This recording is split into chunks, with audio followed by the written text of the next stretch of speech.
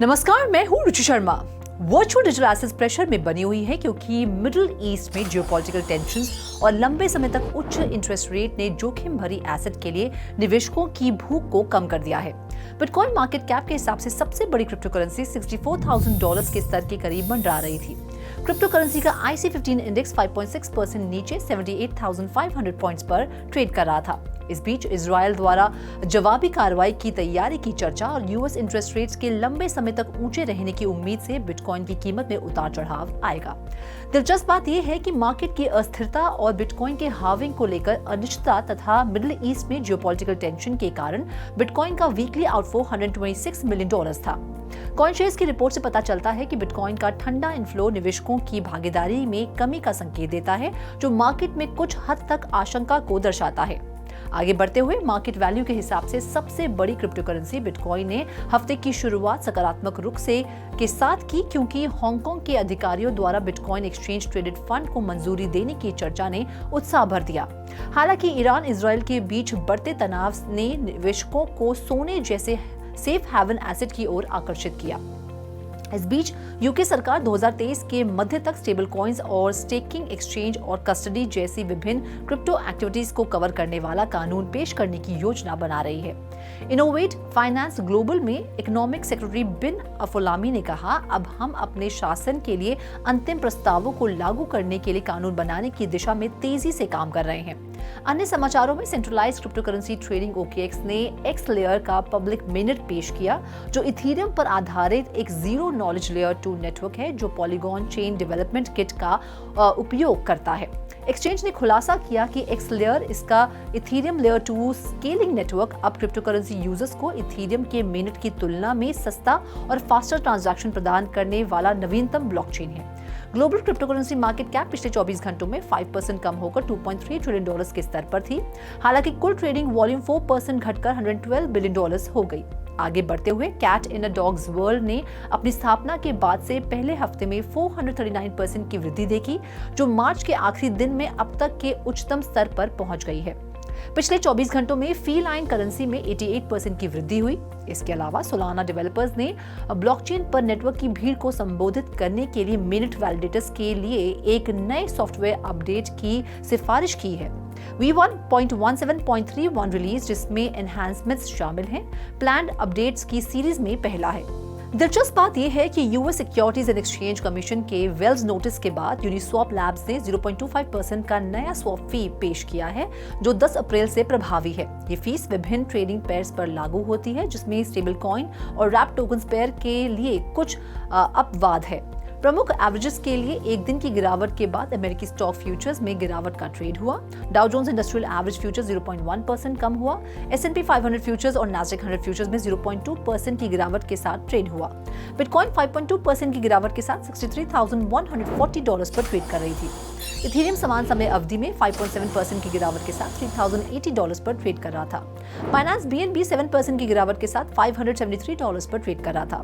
Solana का SOL 12% की गिरावट के साथ $134 पर ट्रेड करता दिखाई दिया। कार्डानो का EDA टोकन 5% की गिरावट के साथ $0.47 पर ट्रेड करता नजर आया। अवलांच का AVAX टोकन 8% की गिरावट के साथ $35 पर ट्रेड करता नजर आया। पॉलीगॉन मैटिक 4.7% की गिरावट के साथ $0.71 पर ट्रेड करता नजर आया। डोजकॉइन 6% की गिरावट के साथ $0.15 पर ट्रेड करता दिखाई दिया। शिबा इनु में 9% की गिरावट देखी गई। इसी के साथ रिपल का XRP टोकन 5% की गिरावट के साथ $0.49 पर ट्रेड करता नजर आया। Polkadot टोकन 6% की गिरावट के साथ $6.7 पर ट्रेड करता दिखाई दिया। कॉइन मॉनिटर में फिलहाल इतना ही। आप देखते रहिए 3.TV और ज्यादा जानकारी और स्टोरीज के लिए लॉग ऑन करें हमारी वेबसाइट www.3worldtv.io पर या फिर QR कोड को स्कैन करें।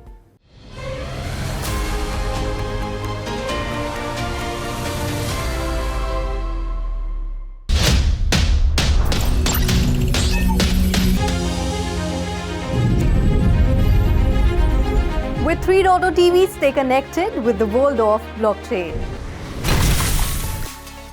Stay up to date with infinite world of NFTs. Come explore and evolve with 3.TV in the metaverse. So many coins, so much volatility. 3.0 TV delivers the news that matters.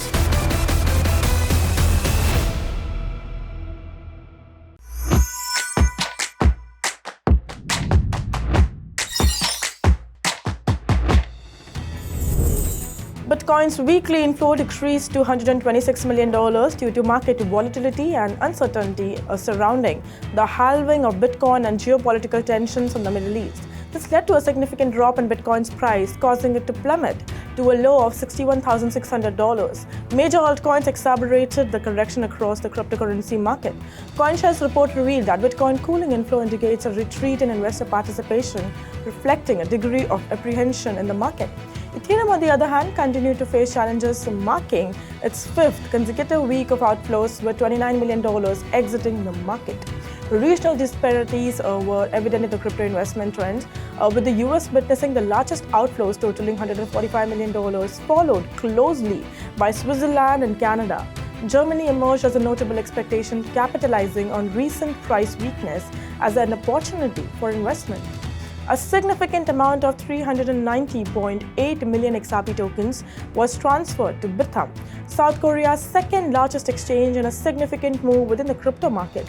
The transfer involved approximately $201 million worth of XRP moving from one wallet address to another, Bithumb's address.